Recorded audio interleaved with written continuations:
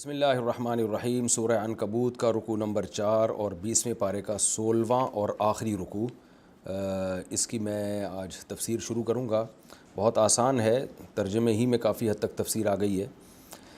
اعوذ باللہ من الشیطان الرجیم، بسم اللہ الرحمن الرحیم۔ ولما جاءت رسولنا ابراہیم بالبشریٰ، آپ کو پتہ ہے اس سے پہلے رکوع میں اللہ تعالیٰ نے لوط علیہ السلام، ابراہیم علیہ السلام، نوح علیہ السلام کے واقعات بتائے، اور ان واقعات بتانے سے مقصد کیا تھا؟ جو سورت کے شروع میں جو مضمون چل رہا تھا کہ ہم تمہیں آزمائیں گے۔ سورہ عنکبوت کا اصل مضمون کیا ہے کہ بھئی آزمائشوں کے بغیر اللہ ایمان قبول نہیں کرتا۔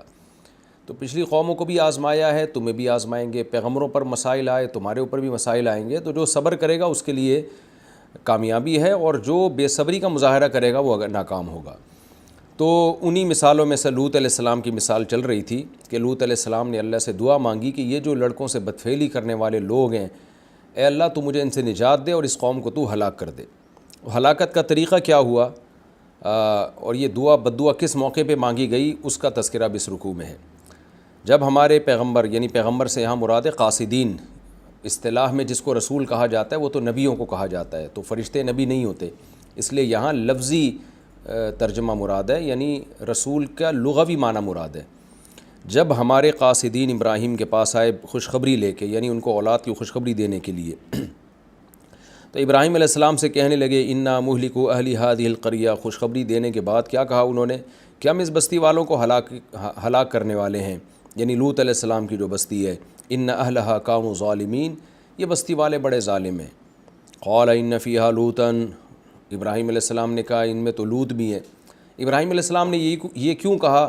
قرآن میں دوسرے مقام پہ میں اس کی وضاحت کر چکا ہوں کہ اصل میں ابراہیم علیہ السلام نرم دل تھے، وہ چاہتے تھے کہ قوم پر عذاب نہ آئے، تو اب اور تو کوئی عذر پیش نہیں کر سکتے تھے۔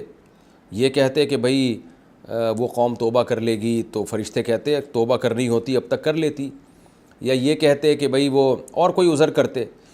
تو ابراہیم علیہ السلام کو اور کوئی بات نہیں بن پڑی سوائے اس کے کہ بھئی لوط علیہ السلام اور ان کی قوم کی خاطر، یعنی ان کے اہل و عیال کی خاطر عذاب کو ٹال دو تاکہ وہ تو بچ جائیں۔ تو اس کا مقصد یہ تھا کہ ان قوم پر عذاب نہ آئے۔ تبھی قرآن نے جہاں ابراہیم علیہ السلام کے اس کلام کا ذکر کیا، وہیں ابراہیم علیہ السلام کی اس صفت کا بھی ذکر کیا، ان ابراہیم لأواہ حلیم، ابراہیم بہت بردبار تھے، نرم دل تھے، تو وہ چاہتے تھے عذاب نہ آئے۔ تبھی اللہ نے دوسرے مقام پہ فرمایا کہ ہم نے وحی کی، فرشتوں نے کہا یا ابراہیم اعرض عن ھذا، اے ابراہیم اس بحث کو چھوڑ دے تو، نحن اعلم بمن فیہا، ہمیں پتہ ہے اس میں کون کون ہے اور کون کس کو بچانا ہے، کس کو ہلاک کرنا ہے، آپ اس بارے میں مشورہ نہ دیں، آپ اس بارے میں رہنمائی نہ کریں۔ تو یعنی یہ جو لوط علیہ السلام کا تذکرہ ابراہیم علیہ السلام نے کیا نا، اس کا مقصد یہ تھا کہ کوئی میں ایسا عذر پیش کروں کہ عذاب ٹل جائے، اس لیے ابراہیم علیہ السلام کی اس بات کا اللہ نے یہاں بھی تذکرہ کیا۔ قال ان فیہا لوطا، بھائی وہاں تو لوط موجود ہیں۔ قالوا نحن اعلم بمن فیہا، فرشتوں نے یہی کہا بھئی ہمیں زیادہ پتہ ہے وہاں ان لوگوں کے بارے میں جو وہاں ہیں، آپ ان کی فکر چھوڑ دیں۔ لننجینہ، ہم ضرور لوط کو بھی نجات دیں گے، واہلہ، ان کے گھر والوں کو بھی، الا امرأتہ، ہاں ان کی بیوی نہیں بچے گی، کانت من الغابرین، وہ پیچھے باقی رہنے والوں میں ہو جائے گی۔ ولما ان جاءت رسلنا، جب یہ بات ہوئی کہ ہمارے فرشتے آئے لوط کے پاس، لوط علیہ السلام کے پاس، لوطن سیء بہم، آپ بہت تنگ ہوئے، بہت پریشان ہوئے، وضاق بہم ذرعا، اور بازوؤں کے اعتبار سے تنگ ہو گئے آپ، یعنی آپ کو لگا میں بہت کمزور ہوں، میرے بازو بند گئے ہیں، میں کچھ نہیں کر سکتا۔ وقالوا، تو فرشتے کہنے لگے لا تخف ولا تحزن، آپ خوف بھی نہ کریں، آپ غم بھی نہ کریں۔ غم پچھلی باتوں پہ ہوتا ہے، خوف مستقبل کی باتوں پہ ہوتا ہے، یعنی اب کسی بات کا آپ کو غم نہیں ہونا چاہیے۔ اس بات کا غم کہ ہم آئے ہیں خوبصورت لڑکوں کی شکل میں اور یہ بدفعلی کریں گے، تو اس بات کا بھی غم نہ کریں، اور فیوچر میں کسی بات کا خوف بھی نہ کریں کہ کوئی آپ کو نقصان پہنچائے گا۔ انا منجو کا، ہم آپ کو بھی نجات دیں گے اور آپ کے گھر والوں کو بھی، جس میں آپ کی بیٹیاں ہیں، آپ کے جو بھی رشتہ دار ہیں، الا امرأتک، سوائے آپ کی بیوی کے، کانت من الغابرین، وہ پیچھے رہ جانے والوں میں ہوگی۔ انا منزلون، ہم نازل کرنے والے ہیں، علی اہل ہذہ القریہ، اس بستی والوں پر، رجزا من السماء، آسمان سے پکڑ، عذاب، بما کانوا یفسقون، ان اعمال کی وجہ سے جو فسق و فجور یہ کیا کرتے ہیں۔ اللہ فرماتے ہیں وَلَقَدْ تَرَكْنَا مِنْهَا آیَةً، تحقیق ہم نے چھوڑی اس قوم سے ایک نشانی۔ وہ نشانی کیا؟ ان کے کھنڈرات، جاتے ہو دیکھتے ہو یہ کیسے بدبخت قوم جو اوندھی پڑی ہوئی ہے، لِقَوْمٍ يَعْقِلُونَ، ان لوگوں کے لیے جو عقل سے کام لیتے ہیں۔ وَإِلَىٰ مَدْيَنَ أَخَاهُمْ شُعَيْبًا، ہم نے مدین کی طرف ان کے بھائی یعنی ان کے قومی بھائی شعیب علیہ السلام کو بھیجا. فقال یا قوم اعبدوا اللہ، شعیب علیہ السلام نے کہا میری قوم اللہ کی عبادت کرو، وارجو الیوم الآخر، اور آخرت کی امید لگاؤ اللہ سے. امید کا مطلب جب عبادت کرو گے تو آخرت کی امید پہ، اور امید لگا کے رکھو آخرت آئے گی، تمہیں اس عبادت کا، اس اللہ کی اس غلامی کا اجر ملے گا. ولا تعثوا فی الارض مفسدین، اور زمین میں فساد مچاتے ہوئے مت چلو پھرو، شرک کا فساد، ناپ تول میں کمی کا فساد، اور جو کچھ وہ قوم کیا کرتی تھی. فکذبوہ، قوم نے جھٹلایا. فاخذتہم الرجفہ، ایک کپکپاہٹ نے یعنی زلزلے نے پکڑا ان کو. فاصبحوا فی دارہم جاثمین، اپنے دار، یہ دار اس میں جنس ہے، دیار اس کی جمع آتی ہے. دار ایک گھر کو بھی کہتے ہیں، اور گھر کو بھی، یعنی مطلق گھر. سب کے گھروں کو اللہ نے دار سے تعبیر کیا. وہ اپنے گھر میں یعنی اپنے اپنے گھروں میں اوندھے پڑے ہوئے تھے. وعادا وثمودا، اور قوم عاد اور قوم مدین کا میں نے شاید قوم سمود کہہ دیا، اصحاب مدین. تو ناپ تول میں کمی جو قوم کیا کرتی تھی وہ حضرت شعیب علیہ السلام کی قوم کرتی تھی، یہی اصحاب مدین. وعادا وثمودا، اور قوم عاد اور قوم سمود کا تذکرہ بھی کیجیے. وقد تبین لکم من مساکنکم، تمہارے لیے ان کے مسکن بہت واضح ہیں، سفروں میں تمہیں نظر آتے ہیں یہ مساکن. وزین لہم الشیطان اعمالہم، شیطان نے ان کے اعمال کو ان کے سامنے مزین کر دیا. مزین کا مطلب برائی کو اچھائی کر کے دکھایا. فصدہم عن السبیل، شیطان نے ان کو راستے سے روک لیا، یعنی سیدھے راستے سے. وکانوا مستبصرین، وہ سب بصیرت والے تھے. بصیرت والے ظاہری اعتبار سے، سب کچھ پتہ تھا ان کو کہ صحیح کیا ہے غلط کیا ہے، لیکن دل کی آنکھیں اندھی ہو گئی تھیں، دل کے اعتبار سے اندھے تھے وہ. وقارون وفرعون وہامان، قارون جو موسیٰ علیہ السلام کی قوم کا تھا اور بنی اسرائیل میں سے تھا، وہ بھی، فرعون کو بھی کبھی تذکرہ کریں، اور حامان جو فرعون کا وزیر تھا. وَلَقَدْ جَاءَهُم مُوسَىٰ بِالْبَيِّنَاتِ، موسیٰ ان کے پاس واضح دلائل لے کر آئے. فَاسْتَكْبَرُوا فِي الْأَرْضِ، زمین میں انہوں نے تکبر کیا، بڑا پن دکھایا، اپنے آپ کو بڑا دکھایا کہ ہم بہت بڑے ہیں، اور انبیاء کی توہین کی انہوں نے، ان کو ہلکا سمجھا. وَمَا كَانُوا سَابِقِينَ، یہ ہم سے آگے نہیں نکل سکتے تھے. یہ بے وقوف سمجھ رہے تھے ہمارا مقابلہ موسیٰ سے ہے. ان احمقوں کو سوچنا چاہیے تھا موسیٰ سے نہیں ہے، تمہارا مقابلہ اللہ سے ہے، خدا سے ہے، تو تم خدا کو کہاں ہرا سکتے ہو. فَكُلًّا، ان میں سے ہر ایک کو ہم نے، اخذنا، پکڑا، بذنبہ، ان کے گناہوں کے سبب. 5 قسم کے قوموں کا تذکرہ ہوا نا، عاد، سمود، قارون، فرعون، حامان، ان سب کو ہم نے ان کے گناہوں پہ پکڑا ہے. فَمِنْهُم مَّنْ أَرْسَلْنَا عَلَيْهِ حَاصِبًا، ان میں سے کچھ ایسے ہیں جن پر ہم نے تیز ہوائیں، طوفان بھیجے، جیسے قوم عاد پر 7 دن اور 8 راتیں 7 راتیں اور 8 دن تک ان پر طوفانی عذاب آیا. وَمِنْهُم مَّنْ أَخَذَتْهُ الصَّيْحَةُ، کچھ ایسے تھے جن کو زوردار آواز نے پکڑا، جیسے قوم سمود کو. بار بار میں ایک نقطے کی بات بتاتا ہوں نا، قوم عاد اور قوم سمود کو اللہ نے ان چیزوں سے ہلاک کیا جو بہت ہلکی سمجھی جاتی ہیں، جیسے ہوا اور آواز. اس سے کوئی تباہ نہیں ہوتا عام طور پہ، ہوا بہت ہلکی چیز ہے، لیکن یہ چونکہ بہت طاقتور تھے اور کہتے تھے ہم سے زیادہ پاورفل کوئی نہیں ہے، تو اللہ نے سب سے ہلکی چیز سے ان کو ہلاک کیا. پانی میں تو بڑے بڑے طاقتور ڈوب کے ہلاک ہو جاتے ہیں، ہوا کے ذریعے اٹھانا کسی کو آسان نہیں ہوتا. آواز کی طاقت سے زیادہ زیادہ شیشے ٹوٹیں گے نا، انسان کے کلیجے تھوڑی پھٹتے ہیں. لیکن اللہ نے ہلکی چیزوں سے ان کو مار دیا کہ تم تو ہماری ہلکی چیزوں کو برداشت نہیں کر سکتے. تو آواز ایک فرشتے نے ماری اور ان کے کلیجے پھٹ گئے، اتنی زوردار آواز تھی. اور ہواؤں نے اٹھا اٹھا کے ان پہلوانوں کو پٹخائے. تو اس لیے ان کے چونکہ باتیں بہت بڑی بڑی تھیں، من حیث القوم، کہ ہم بہت پاورفل ہیں، بار بار ان کو تکبر کا گھمنڈ تھا، تو اللہ نے اس لیے ان کو اس چیز سے ہلاک کیا. اور قارون میں جو یہ تھا کہ اس کو یہ تھا کہ اپنی بڑائی دولت کی بیس پہ، تو اللہ نے زمین میں دھسا کے اس کو رسوا کیا. تو یہ سب قوموں کو اللہ نے جو عذاب دیے نا، انہی کی نوعیت سے اللہ نے عذاب دیے. اور فرعون کو عذاب کیسے دیا؟ جو چیز بنی اسرائیل کی نجات کا ذریعہ تھی، دریا سے پار ہونا، تو اسی چیز کو اللہ نے فرعون کے تباہ ہونے کا ذریعہ بنایا.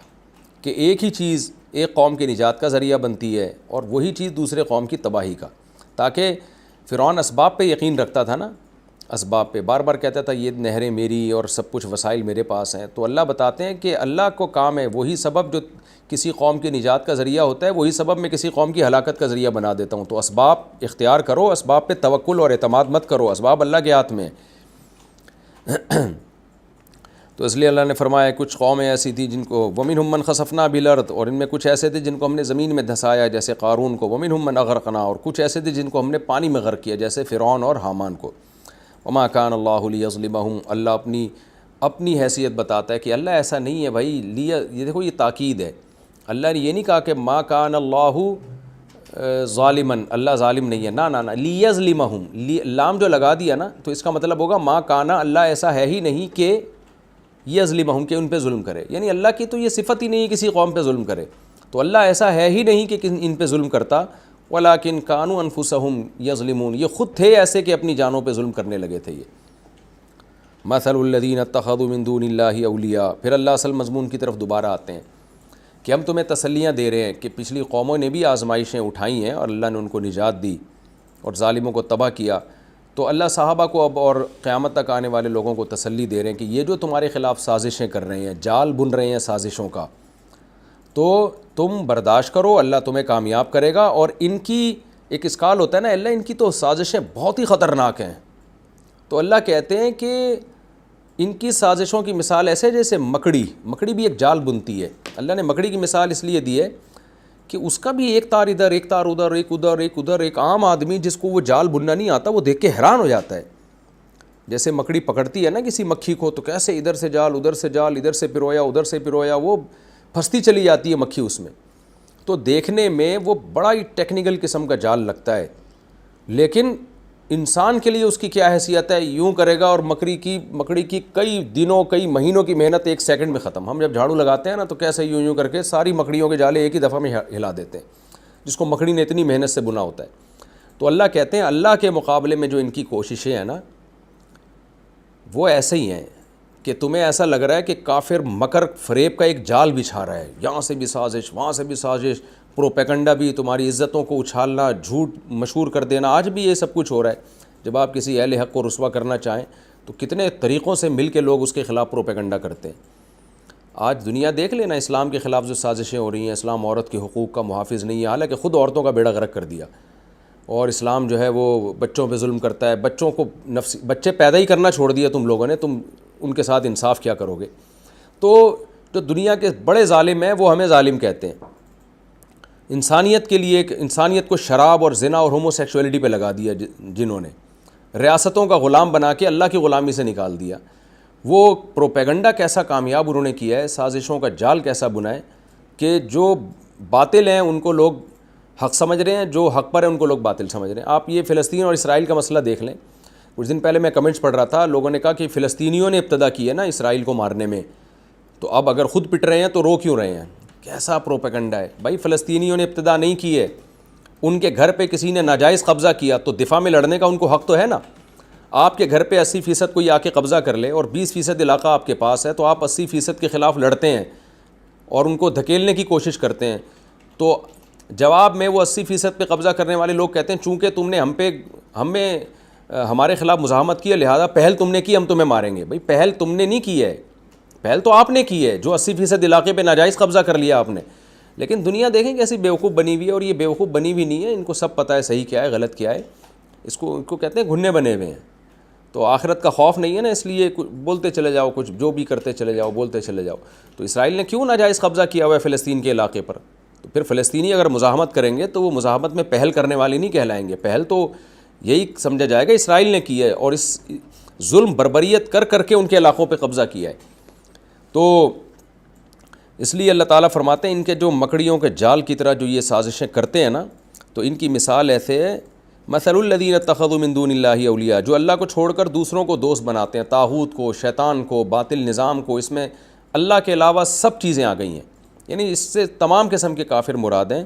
تو ان کی مثال کمثل العنکبوت، مکڑی کی طرح ہے، اتخذت بیتن، جو ایک گھر بناتی ہے، ایسا لگتا ہے ایک بڑا جال بن رہی ہے، تو یہ بھی سازشوں کا ایک جال بنتے ہیں، لیکن ہوتا کیا ہے، وَإِنَّ أَوْهَنَ الْبُيُوتِ لَبَيْتُ الْعَنْكَبُوتِ، گھروں میں سب سے کمزور گھر مکڑی کا ہوتا ہے۔ یہاں سب سے کمزور کا مطلب نہیں کہ پوری دنیا میں سب سے کمزور گھر مکڑی کا ہوتا ہے، یہاں اوہن جو ہے نا اس میں تفضیل بعض دفعہ مبالغے کے لیے آتا ہے کہ بہت زیادہ کمزور ہوتا ہے، اور بعض دفعہ مقابلہ تو ہوتا ہے لیکن اسی جیسے جانوروں کے مقابلے میں ذکر کیا جاتا ہے، یعنی مکڑی کے سائز کے جتنے جانور ہیں ان جانوروں میں انسانوں کے لیے کمزور گھر مکڑی کا ہوتا ہے کہ اس کو ایک ہی جھاڑو میں آپ ہلا دیتے ہیں. چیونٹی کے گھر کو تباہ کرنے کے لیے تھوڑا سا کھودنا پڑتا ہے, پورا سوراخ اس کا ختم نہیں ہوتا. دیمک کو آپ کو ہر طرف سے کھرچنا پڑتا ہے.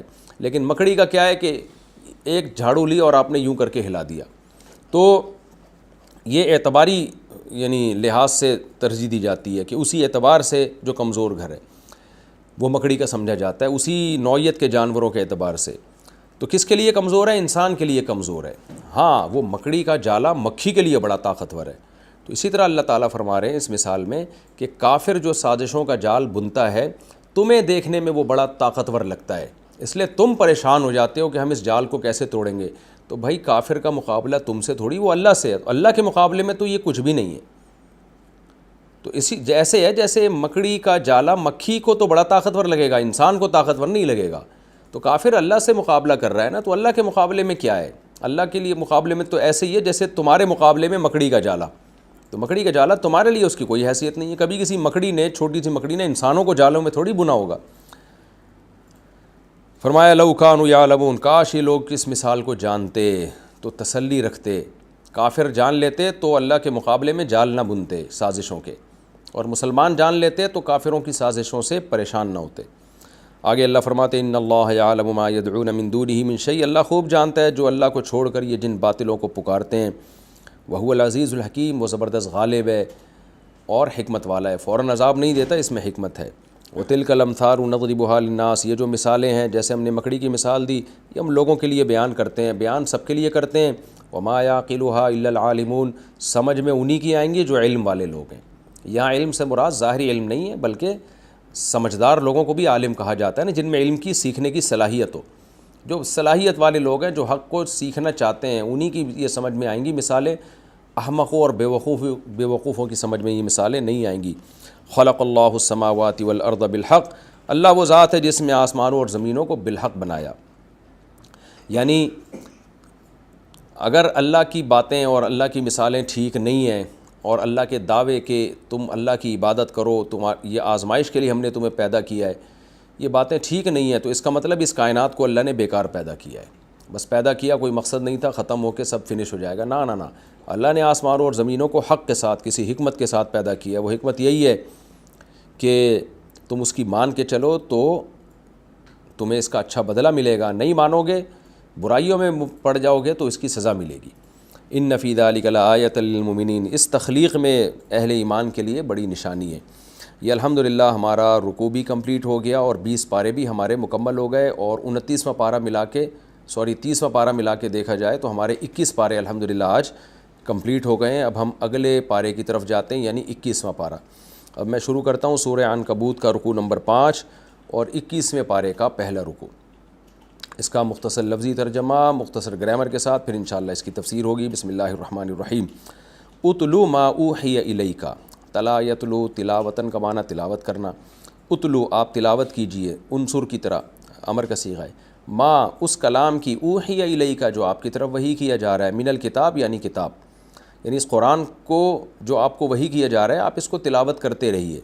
واقم الصلاۃ, اور نماز بھی قائم کیجئے. ان الصلاۃ بے شک نماز, تنہا روکتی ہے, نہا ینہا کا معنی روکنا, عن الفحشاء بے حیائی سے, والمنکر اور برائی سے, ولذکر اللہ اور بے شک اللہ کا جو ذکر ہے, اکبر وہ زیادہ بڑا ہے, یعنی اکبر من کل شیء ہر چیز سے زیادہ بڑی چیز اللہ کا ذکر ہے. واللہ یعلم اور اللہ جانتا ہے, ما ان باتوں کو, تصنعون جو عمل تم کر رہے ہو. ولا تجادلوا اور مجادلہ مباحثہ بحث نہ کرو, اہل الکتاب اہل کتاب سے, الا مگر, باللتی یعنی بالطریقۃ التی, طریقہ کا لفظ محذوف ہے, اس طریقے کے ساتھ ہی احسن جو زیادہ اچھا طریقہ ہو, یعنی اچھے سے اچھا طریقہ اختیار کرو اہل کتاب کے ساتھ بحث مباحثہ کرنے کے لیے. الا الذین ظلموا منہم, ہاں جو لوگ ان میں سے ظالم ہیں, تو جو ظالم ہیں ان کے ساتھ تم انہی کے انداز میں جواب دے سکتے ہو, لیکن عام اہل کتاب کے ساتھ اچھے انداز سے بات کرو. وقولوا, وہ اچھے انداز سے بات کیا ہے, اہل کتاب سے یوں کہا کرو, آمنا بالذی انزل الینا, ہم ایمان لائے اس کتاب پر جو ہماری طرف نازل کی گئی, وانزل الیکم اور اس کتاب پر بھی جو تمہاری طرف نازل کی گئی ہے, والہنا اور ہمارا معبود, والہکم اور تمہارا معبود, واحد ایک ہی ہے, تم بھی ایک اللہ کو مانتے ہو ہم بھی اسی اللہ کو. وَنَحْنُ لَهُ مُسْلِمُونَ، اور ہم اسی اللہ کے فرما بردار ہیں۔ وَكَذَلِكَ أَنزَلْنَا إِلَيْكَ الْكِتَابَ، اسی طرح ہم نے آپ کی طرف بھی کتاب نازل کی۔ کذالک کا مطلب جیسے ہم نے اہل کتاب کو کتابیں دی ہیں، تو اے نبی ہم نے آپ پر بھی کتاب نازل کی ہے۔ فالذین آتیناہم الکتاب، پس وہ لوگ جن کو ہم نے کتاب دی ہے، یؤمنون بہ، وہ اس کتاب پر بھی ایمان لاتے ہیں، یعنی پہلے ہم نے جن کو کتاب دی وہ اس پر بھی ایمان لاتے ہیں۔ پہلے کتاب کا مطلب پہلے کتاب جو ہم نے دی اس کا کیا مطلب ہے؟ دو مطلب بیان کیے گئے۔ ایک تو یہ کہ پہلے ہم نے جن کو کتاب دی، یؤمنون بہ، وہ اس پر ایمان لاتے ہیں، تو مراد سب نہیں بلکہ جو ان میں منصف مزاج ہیں۔ اور دوسری تفسیر جو زیادہ راجح ہے وہ یہ ہے کہ جن کو ہم نے کتاب دی، ایک تو کتاب دینا ہوتا ہے ظاہری، ایک کتاب دی عمل کی توفیق کے ساتھ، فہم کے ساتھ۔ تو جو پراپر وے میں جن کو کتاب ملی ہے نا، وہ وہی ہیں جن کو ملی اور پڑھا بھی اور سمجھا بھی، تو وہی لوگ کتاب کے اصل اہل کہلائیں گے۔ ورنہ باقی لوگ جو کتاب پر عمل نہیں کر رہے، تورات اور انجیل پر، وہ ان کی مثال تو قرآن کہتا ہے گدھے کی ہے جس پر کتابیں لاد دی گئی ہوں، تو ان کو تو دینا نہ دینا برابر ہے۔ تو یہاں پھر ترجمہ میں کیا ہوگا؟ جن کو ہم نے کتاب دی فہم کے ساتھ، سمجھ کے ساتھ، تو جس کو کتاب دینا حقیقی کتاب دینا کہلاتے ہیں، کہا جاتا ہے۔ تو یہ مطلب ہے ہم نے جن کو کتاب دی، تو وہ لوگ جن کو ہم نے کتاب دی فہم صحیح کے ساتھ، عمل کی توفیق کے ساتھ، تو وہ پھر کیا کرتے ہیں؟ یؤمنون بہ، اس پر ایمان بھی لے کر آتے ہیں۔ ورنہ باقی تو ایسے ہیں کہ ان کو کتاب دینا نہ دینا برابر ہے، گویا دی نہیں ان کو، تو دی تو ہے حجت تمام کرنے کے لیے، لیکن ان کے حق میں کتاب کا ملنا نہ ملنا برابر ہوا، بلکہ ان کی مثال 28ویں پارے میں ایسے جیسے گدھے پر کتابیں لاد دی گئی ہوں، تو ان کا اللہ تذکرہ ہی نہیں کر رہے۔ تو اللہ فرماتے ہیں جن کو ہم نے کتاب دی ہے وہ اس پر ایمان لاتے ہیں۔ وَمِنْ هَٰؤُلَاءِ، اور ان لوگوں میں سے بھی، یعنی ان مشرکین میں سے بھی، من، کچھ ایسے لوگ ہیں، یؤمنوا بہ، جو قرآن پر ایمان لاتے ہیں۔ وَمَا يَجْحَدُ بِآيَاتِنَا، اور نہیں انکار کرتا ہماری آیات کا، یا ہماری آیات کا انکار نہیں کرتے، إِلَّا الْكَافِرُونَ، مگر وہ جو ضدی کافر ہیں۔ ضدی کافر کا ترجمہ میں کیوں کر رہا ہوں؟ الکافرون میں ال ہے کمال کے لیے، یعنی کامل درجے کے کافر۔ تو کافروں کی دو قسمیں، ایک وہ جن کے پاس علم نہیں تھا اس لیے کافر تھے، جب علم ہو گیا تو وہ اسلام لے آئے، اور ایک کافر وہ ہیں جو ضدی ہیں، علم آنے کے بعد بھی انکار کرتے ہیں۔ تو یہاں وہ کافر مراد ہیں جو علم آنے کے بعد بھی انکار کر دیں، تو اس لیے اس کا ترجمہ کیا ہے مفسرین نے ضدی کافر، تو مخصوص قسم کے کافر، ہماری آیات کا انکار نہیں کرتے مگر ضدی قسم کے کافر۔ جو عام کافر ہیں، جو ضدی نہیں ہیں، ان کو جب کتاب کا پتہ چلتا ہے، اس کا مطالعہ کرتے ہیں تو وہ ایمان لے آتے ہیں۔ وَمَا كُنْتَ تَتْلُو مِنْ قَبْلِهِ، اور اے نبی آپ نہیں تھے تلاوت کرتے، من قبلہ، اس سے پہلے، من کتابن، کوئی کتاب، آپ تو اس سے پہلے کوئی کتاب پڑھتے ہی نہیں تھے۔ وَلَا تَخُطُّهُ بِيَمِينِكَ، خطّ يَخُطُّ خطًّا کا معنی لکیر کھینچنا، تو الف با تا میں بھی آپ لکیریں کھینچتے ہیں، جب لکھتے ہیں تو لکیریں کھینچ رہے ہوتے ہیں نا، کوئی بھی جب ہم ورڈ لکھتے ہیں، تو یہاں مراد ہے لکھنا۔ وَلَا تَخُطُّهُ، اور نہیں لکھا اس کتاب کو، بِيَمِينِكَ، آپ کے دائیں ہاتھ، یعنی اس کا خط نہیں کھینچا آپ کے دائیں ہاتھ کے ذریعے۔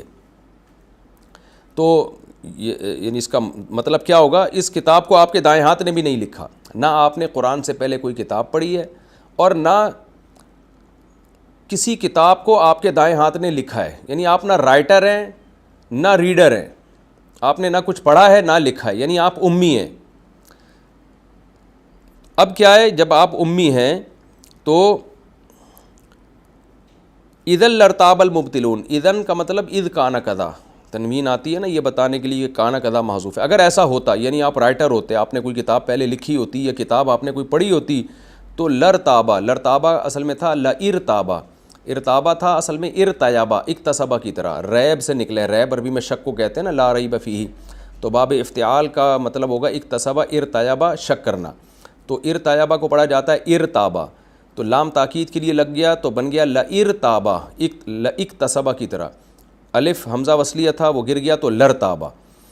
تو اذن لرتابا، اگر ایسا ہوتا، یعنی آپ رائٹر ہوتے یا کتابیں پہلے سے پڑھتے آپ، تو شک کر لیتے مبتلون، باطل لوگ، پھر باطل لوگ شک کر سکتے تھے کہ ہو سکتا ہے یہ قرآن بھی انہوں نے خود اپنی طرف سے لکھ لیا ہو۔ بل ہوا آیات بینات، بلکہ اصل میں یہ قرآن آیات ہیں، بینات یعنی نشانیاں ہیں بالکل واضح، یہ ایک نشانی نہیں ہے حق، یہ بہت ساری نشانیاں ہیں اس بات کی کہ آپ برحق پیغمبر ہیں۔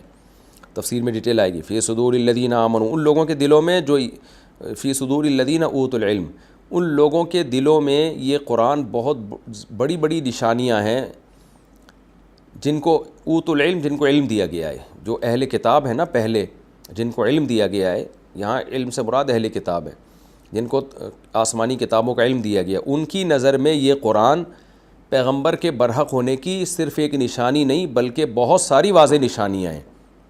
یعنی اس قرآن میں بہت ساری دلائل ہیں اسی سے قرآن ہی کے اندر جو پیغمبر کے نبی ہونے کی گواہی دیتی ہیں.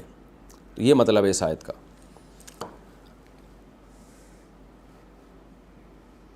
وما یجحد بآیاتنا، اور نہیں انکار کرتے ہماری آیات کا، الا الظالمون، مگر ظالم لوگ. وقالوا، اور یہ کہتے ہیں، لولا انزل علیہ آیۃ من ربی، کیوں نازل نہیں کی گئی محمد صلی اللہ علیہ وسلم پر ان کے رب کی طرف سے کوئی نشانی. کیا مطلب؟ ہماری منہ مانگی نشانی. قل، آپ کہہ دیجئے، انما الآیات عند اللہ، نشانیاں تو اللہ کے پاس ہیں. یعنی معجزے ظاہر کرنا جو تم مانگ رہے ہو وہ تو اللہ کے اختیار میں ہے. انما انا نذیر مبین، میں تو محض ایک ڈرانے والا ہوں واضح. اولم یکفیہم، کیا ان کے لیے یہ بات کافی نہیں ہے؟ کفا یکفی کفایتاً کا معنی کافی ہونا. کیا ان کو، ہم سے مراد یہ کافر لوگ، کیا ان کو یہ کافی نہیں ہے؟ انا انزلنا علیک الکتاب، کہ ہم نے آپ پر نازل کی ایک کتاب.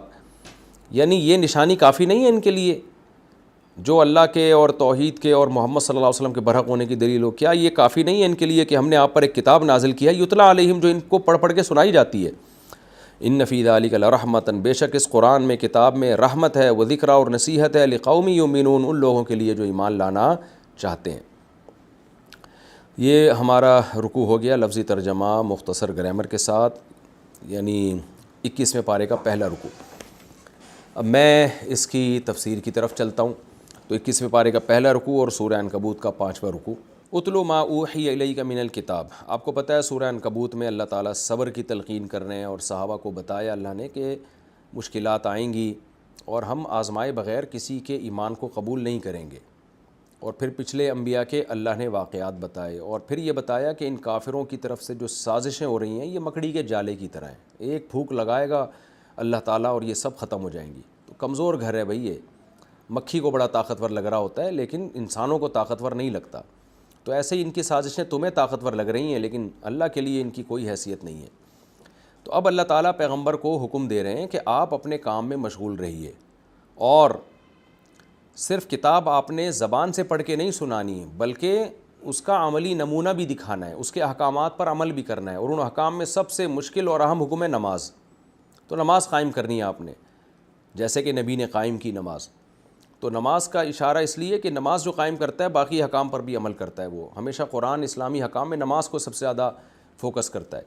اتلو ما اوحی الیک من الکتاب، اے نبی جو آپ پر کتاب نازل کی جا رہی ہے وہ آپ پڑھ کے سناتے رہیے. واقیم الصلاۃ، اور اس کا عملی نمونہ کیا کہ آپ نماز کو قائم کیجئے.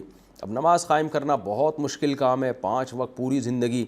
تو اس لیے اللہ نے اس کی ایک حکمت بیان کی کہ اسی نماز میں تمہارا فائدہ ہے. یہ نماز تمہیں موٹیویٹ کرے گی اور باقی برائیوں سے بھی تمہیں روک لے گی.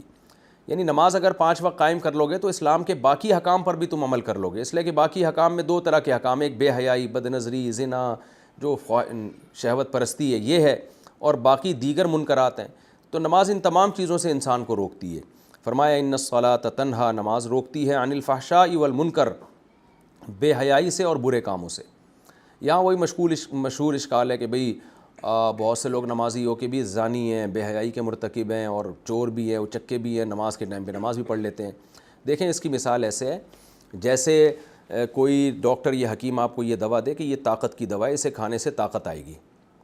تو اب ہر ایک کو نہیں ملتی طاقت. وجہ اس کی ہے کہ بعض لوگ وہ طاقت کی چیز تو کھا رہے ہوتے ہیں لیکن اپنے آپ کو کمزور کرنے کی بھی بہت ساری چیزیں استعمال کر رہے ہوتے ہیں. مثال کے طور پر آپ نے طاقت کے کیپسول کھانا شروع کیے، ادھر سے ساتھ ساتھ آپ ہیروئن بھی پی رہے ہیں. تو آپ کہہ رہے ہیں ڈاکٹر نے تو کہا تھا اس سے طاقت آئی تھی، طاقت تو نہیں آ رہی. تو بھائی طاقت نہیں آ رہی لیکن آپ اپنے آپ کو کمزور کرنے والی چیزیں بھی تو کھا رہے ہو نا. اب ایک آدمی نماز پڑھتا ہے لیکن بے حیائی سے نہیں بچ رہا، اس لیے کہ سارا دن سینما گھر کے باہر بیٹھا رہتا ہے، وہ سارا دن موبائل پہ دیکھتا ہی فوس چیزیں ہیں، تو وہ سب چیزیں اس کو زنا پہ ابھارتی ہیں. تو آپ ایک سبب تو اختیار کر رہے ہو بے حیائی سے روکنے کا، لیکن بے حیائی کی طرف لے جانے والے 20 اسباب آپ اختیار کر رہے ہو. تو پلڑا اس سبب کا غالب ہوگا جو زیادہ طاقتور ہے. تو ایسے شخص کو کبھی یہ نہیں کہا جائے گا کہ ایسی نماز کا کیا فائدہ، نماز پڑھ کے بھی تم چوریاں نہیں چھوڑ رہے اور بے حیائی کا ارتکاب کر رہے ہو، بلکہ ایسے شخص کو کہا جائے گا بھائی اگر تو نے نماز چھوڑ دی نا تو اس سے بھی بڑا بے حیا بن جائے گا، اس سے بھی بڑا چور بن جائے گا. تو جو بھی یہ کہا کرے نا کہ وہ نماز پڑھ کے بھی چوری کر رہا ہے تو نماز کا کیا فائدہ، نماز پڑھ کے بھی بے حیائی کر رہا ہے تو نماز کا کیا فائدہ؟ تو فوراً یہ جواب دیا کریں نماز کا تو فائدہ ہے ہی، تو اگر یہ نماز چھوڑ دے گا نا تو اس سے بھی بڑا بے حیا بن جائے گا، اس سے بھی بڑا چور بن جائے گا، کیونکہ تھوڑا بہت اس کو جو آگے جانے سے روکا ہے وہ نماز نہیں روکا ہے۔ تو اگر یہ جو ہے بے حیائی سے بچنے کے اسباب اختیار کرتا تو نماز کا پھر پورا اثر ہوتا ہے اس کے اوپر، نماز اس کو مکمل بے حیائی سے اور برے کاموں سے روک لیتی۔ آگے اللہ فرماتے ہیں وَلَذِكْرُ اللَّهِ اکبر، اور اللہ کا ذکر تو بہت بڑی چیز ہے، سب سے بڑی چیز ہے۔ کیا مطلب؟ اور کوئی نماز میں حکمت ہو یا نہ ہو، یہ کم حکمت ہے کہ اس سے انسان اللہ کو یاد کر لیتا ہے، اللہ کا نام لے لیتا ہے، رکوع کر لیتا ہے، سجدہ کر لیتا ہے، تو یہ اللہ کا ذکر سب سے بڑی چیز ہے۔ اور اقیم الصلاۃ لذکری دوسرے مقام پہ آتا ہے سورہ طٰہٰ میں کہ نماز قائم ہی میری یاد کے لیے کی جاتی ہے۔ تو اللہ کی یاد بذات خود ایک ایسی چیز ہے کہ نماز کا اور کوئی فائدہ ہو یا نہ ہو، یہ بڑا فائدہ ہے کہ آپ اس بہانے اللہ کو یاد کر لیتے ہیں۔ واللہ یعلم ما تصنعون، اور جو اعمال تم کر رہے ہو اللہ خوب جانتا ہے۔ آگے اللہ تعالیٰ اہل کتاب سے بات چیت کا کیسے کی جائے اس کا حکم دے رہے ہیں کہ مشرکین کی طرف سے صبح و شام عذاب میں پڑتے تھے، صحابہ کرام کو بڑی تکلیفیں اٹھانی پڑتی تھیں، اور وہ تھے بالکل جاہل لوگ، آسمانی کتابوں کا ان کے پاس علم ہی نہیں تھا۔ تو ہو سکتا تھا کہ صحابہ کرام ان پر اہل کتاب کو بھی قیاس کر لیں کہ بھئی ان سے بھی ہم نے جو ہے ایسا ہی بیہیویئر رکھنا ہے جیسا مشرکین سے۔ تو اللہ نے کہا کہ نہ، اہل کتاب چونکہ پہلے پیغمبروں پر ایمان رکھتے ہیں، آسمانی کتابوں میں نبی کی بشارتیں دیکھ چکے ہیں، تو ان سے اصل حکم یہی ہے کہ علمی انداز میں بات کرنی ہے۔ تم ان کو بتانا ہے کہ ہم میں اور مشرکین میں بہت فرق ہے، لیکن ہم میں اور تم میں زیادہ فرق نہیں ہے۔ تم بھی بت پرستی کے خلاف، ہم بھی بت پرستی کے خلاف، تم بھی جنت جہنم کو مانتے ہو، ہم بھی مانتے ہیں۔ مشرکین مکہ میں سے بہت سے تو ایسے تھے جو جنت جہنم کو ہی نہیں مانتے تھے، آخرت کو مانتے ہی نہیں تھے، اور بہت سے ایسے تھے جو مشرک نہیں تھے بلکہ ملحد تھے، خدا کے منکر تھے۔ تو اہل کتاب تو آدم علیہ السلام کو بھی مانتے ہیں، ابراہیم علیہ السلام کو بھی مانتے ہیں، آسمانی کتابوں کے سلسلے کو بھی مانتے ہیں، یہودی موسیٰ علیہ السلام کو بھی مانتے ہیں، وہی واقعات جو قرآن بیان کر رہے ہیں ان کو یہودی بھی مانتے ہیں، عیسائی حضرت عیسیٰ کو مانتے ہیں، ان کے معجزوں کو بھی مانتے ہیں، انجیل کو بھی مانتے ہیں، اور نماز کو بھی مانتے ہیں، روزے کو بھی مانتے ہیں، زکوٰۃ کو بھی مانتے ہیں، ماں باپ کے ساتھ حسن سلوک کو بھی مانتے ہیں، سود تمام تینوں مذاہب میں حرام ہے، زنا سب مذاہب میں حرام ہے، اور جھوٹ بولنا، امانتوں میں خیانت کرنا، خیانت کا برا سمجھنا، یہ ساری چیزیں سب مذہبوں میں کامن ہیں۔ جہاد ان کے ہاں بھی مشروع تھا، ہمارے ہاں بھی مشروع ہے۔ تو اس لیے اہل کتاب کے ساتھ بحث کا وہ انداز نہیں ہونا چاہیے جو مشرکین کے ساتھ ہے۔ ان میں بہت سے منصف مزاج ایسے ہیں کہ ان سے اگر علمی انداز میں بات ہو اور ان کو بتایا جائے بھی ہمارے تمہارے درمیان زیادہ فرق نہیں ہے، بہت ساری چیزیں کامن ہیں، تھوڑا سا فرق ہے، وہ بھی حقیقت میں نہیں ہے۔ اس لیے نہیں ہے کہ توحید کے مسئلے پر ہم اور تمہارا اختلاف ہے، تم عیسیٰ کو اللہ کا بیٹا کہتے ہو، ہم کہتے ہیں وہ اللہ کے بیٹے نہیں پیغمبر ہیں، تو یہ بھی حقیقت میں فرق نہیں ہے، اس لیے کہ ہمارا اور تمہارا الہ تمہاری کتابوں سے پتہ چلتا ہے ایک اللہ ہی ہے۔ تو ہم تمہیں کہہ رہے ہیں اپنی کتابوں سے توحید کا عقیدہ پڑھ لو، تمہاری کتابوں میں لکھا ہے کہ عیسیٰ اللہ کے بیٹے، اس معنی میں جس معنی میں تم لیتے ہو اس معنی میں اللہ کے بیٹے نہیں ہیں عیسیٰ علیہ السلام، تو یہ مضمون تمہاری کتابوں، تو ہم تمہاری کتابوں کے مخالف نہیں ہیں، ہم تمہاری کتابوں کے حامی ہیں۔ اصل میں تم اپنی کتابوں کے مخالف ہو، تم نہیں مانتے اپنی کتابوں کو۔ یہ بالکل ایسے جیسے کوئی کسی کو بزرگ مانتا ہو، یا اور آسان مثال ہے جیسے ہمارے حنفیوں میں بہت سے لوگ ایسے ہیں جو بدعتوں کو لا رہے ہیں اور کہتے ہیں کہ بھئی ایک طرف کہتے ہیں امام ابو حنیفہ کے فالوورز ہیں اور ایسی ایسی بدعتیں لا کے فقہ حنفی میں شامل کر لیں، تو ہم ان کو کیا کہتے ہیں؟ بھائی جو تم جن کا نام لیتے ہو کہتے ہیں ہم ان کو فالو کرتے ہیں، وہ خود ان بدعتوں کے خلاف تھے۔ یا آج جو ایک تصور ہے بدعتیوں میں بزرگوں کا کہ بھئی داتا دربار کے مزار پہ جانا اور فلانے کے مزار پہ جانا، ہم کہتے ہیں بھائی یہ جو بزرگان دین تھے یہ خود مزاروں کے خلاف تھے، تو اگر تم ان کو فالو کرتے ہو تو ہم بھی ان کو فالو کرتے ہیں۔ تو فالو کرنے کا طریقہ یہ ہے کہ مزاروں پہ مت جاؤ تم، یعنی عبادت کے لیے، طواف کے لیے، یا وہاں دھمال کے لیے، یا وہاں میلے ٹھیلے لگانے کے لیے مت جاؤ وہاں پر۔ تو یہی انداز اللہ تعالیٰ اختیار کرتے ہیں کہ اہل علم سے تم اس طرح سے بات کرو۔ وہ کیا ہے؟ وَلَا تُجَادِلُوا أَهْلَ الْكِتَابِ، اہل کتاب سے بحث مت کرو، إِلَّا بِالَّتِي، مگر اس طریقے کے ساتھ ہی احسن جو سب سے زیادہ بہتر ہو۔ یعنی جتنے بھی غیر مسلموں سے جب تمہیں ڈیبیٹ ہو تو ان میں سب سے زیادہ شائستہ انداز بات چیت کا یہود و نصارہ کے ساتھ ہونا چاہیے۔ إِلَّا الَّذِينَ ظَلَمُوا مِنْهُمْ، ان میں جو ظالم ہیں، ہٹ درم ہیں، ضدی ہیں، تو پھر ظاہر ہے جزاء سیئۃ سیئۃ بمثلھا، قرآن میں ایک اور قاعدہ بیان کیا، جو برائی کا بدلہ اسی قدر برائی ہے، یعنی تم سے بدتمیزی پیش آتا ہے، اور طنز طانے کرتا ہے تو جواب میں تم بھی اسی قدر اسی انداز سے جواب دے سکتے ہو. جیسے اس کی مثال ہے حضرت حسان ابن ثابت. جب مشرکین نبی کی حجو کیا کرتے تھے تو حضرت حسان بن ثابت مشرکین کی حجو کرتے تھے. جیسے کوئی غیر مسلم آپ کو آ کے جو ہے نا گالیاں دے رہا ہو, بے غیرتی کی باتیں کر رہا ہو, تو آپ کیا کہیں گے اس کو جواب میں؟ غصے میں آ کے آپ کہیں گے یار ہمیں بے غیرتی کی تم تعلیمات دے رہے ہو, تم اپنے یہاں تو غیرت کا نظام دیکھو, تمہارے یہاں تو کچھ غیرت ہی نہیں ہے. جس بات سے اس کو غصہ تو آئے گا لیکن آپ ایسی بات میں مجبور ہو.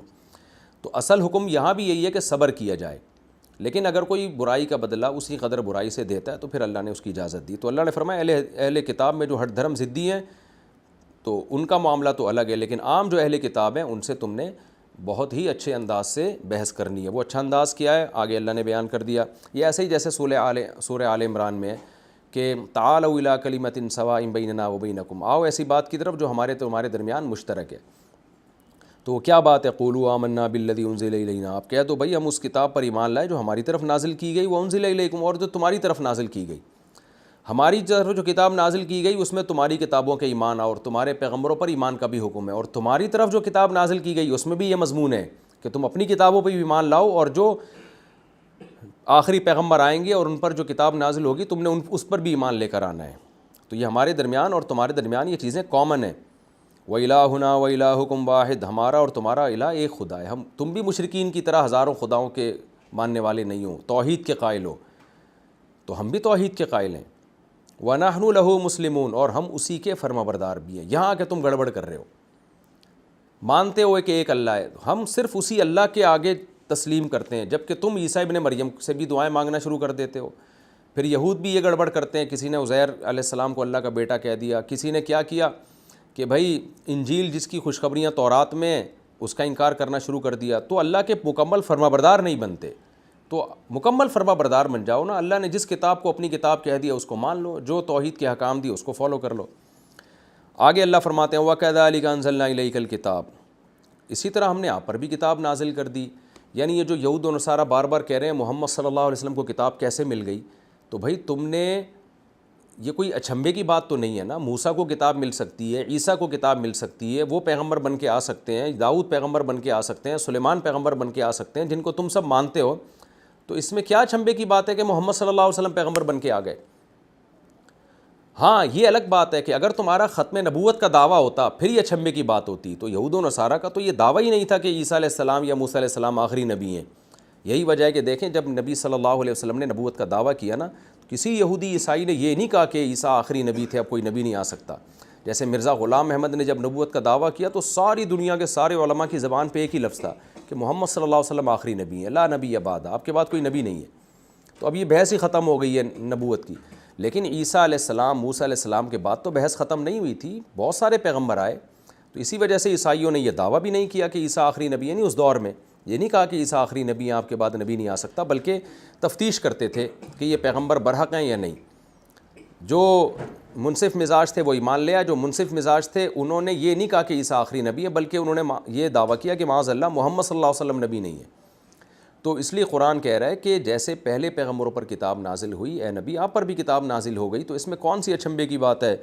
یہی وجہ ہے کہ فالذین آتیناہم الکتاب, جن کو ہم نے کتاب دی ہے یہود و نصارہ کو, جو ان میں منصف مزاج ہیں, یہ جنہوں نے کتاب کو حقیقی معنوں میں لیا ہے, یؤمنون بہ, وہ اس پر ایمان لاتے ہیں. جس کی بہت ساری مثالیں, عبداللہ بن سلام اور ان کے علاوہ درجنوں لوگ مسلمان ہوئے جنہوں نے یہودیت اور عیسائیت کو چھوڑا, اور نجاشی بھی ان لوگوں میں داخل ہے. اور نجاشی کے دربار میں جتنے لوگ تھے سارے اہل کتاب تھے, سبھی ایمان لے کر آئے. وَمِنْ هَؤُلَاءِ, اللہ فرماتے ہیں اور ان میں سے بھی, یعنی یہ ہؤلاء کا مطلب یہ جو مشرکین ہیں, ان میں سے بھی کچھ ایسے لوگ ہیں جو ایمان لے آتے ہیں. لیکن اتنی بات ضرور ہے کہ چاہے مشرک یا اہل کتاب, جو نہیں لے کر آتے وہ ضدی کافر ہیں. وَمَا يَجْحَدُ بِآيَاتِنَا إِلَّا الْكَافِرُونَ, ہماری آیات کا انکار نہیں کرتے مگر ضدی کافر. ضدی کیوں کہا, اس کا میں نے ترجمے میں اس کو ایکسپلین کر دیا ہے. وَمَا كُنْتَ تَتْلُو مِنْ قَبْلِهِ مِنْ کتاب.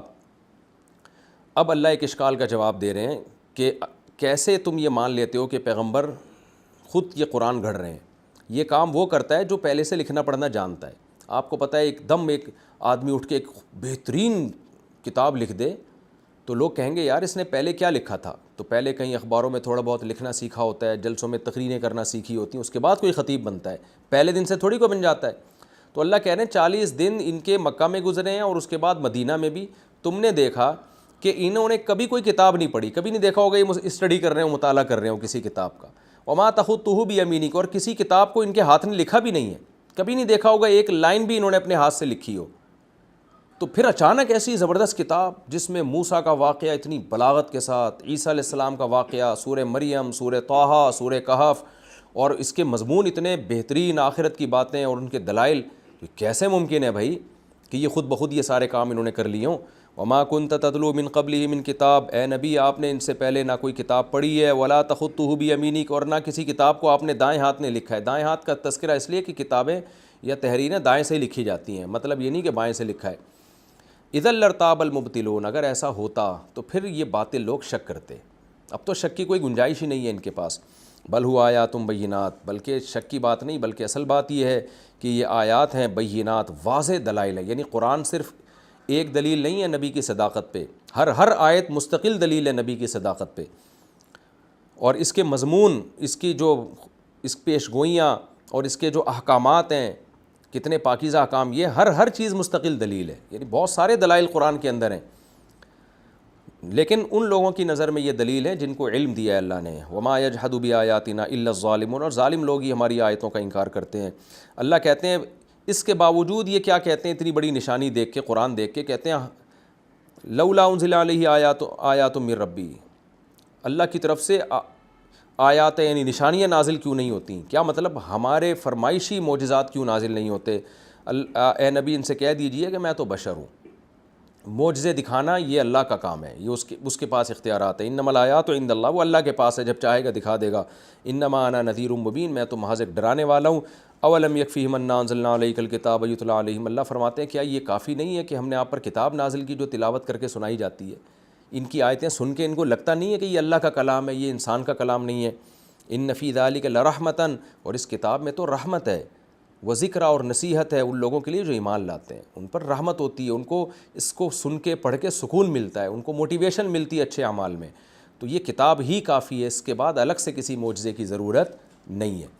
یہ رکوع بھی الحمدللہ ہمارا کمپلیٹ ہو گیا اور وقت بھی ہمارا مکمل ہو گیا. اب انشاءاللہ میں اگلے ایپیسوڈ میں 22ویں پارے کا دوسرا رکوع اور چھٹا رکوع سورہ عنکبوت کا شروع کروں گا. اللہ تعالی ہمیں سمجھنے کی, عمل کی توفیق عطا فرمائے. وما علینا الا البلاغ.